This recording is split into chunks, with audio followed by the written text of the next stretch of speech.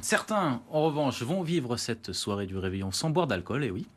Des fêtards sobres pour qui l'offre de boissons d'apéritif s'est enrichie ces dernières années. Mojito, rhum gingembre, vin, bière.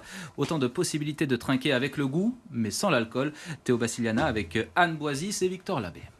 Ce sont des boissons qui vous disent forcément quelque chose. En bière, j'ai de 0 à 0,5. Ensuite, j'ai des petits mocktails prêts à boire qui sont très chouettes. Là, un mocktail Mojito. J'ai aussi tout ce qui est whisky, rhum. Elles ressemblent comme deux gouttes d'eau à celles que vous pourriez acheter habituellement. Et pourtant, elles sont toutes sans alcool.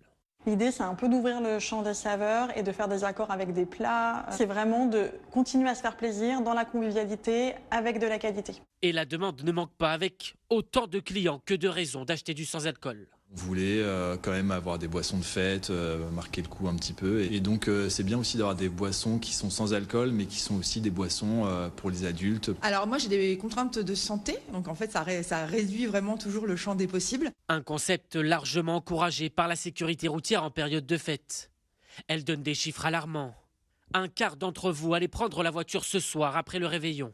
Pourtant, chaque année, une quinzaine de personnes perdent la vie lors de ce même trajet dans un accident de voiture. Nous vous donnons ainsi les 2 meilleurs conseils pour passer un réveillon en toute sécurité.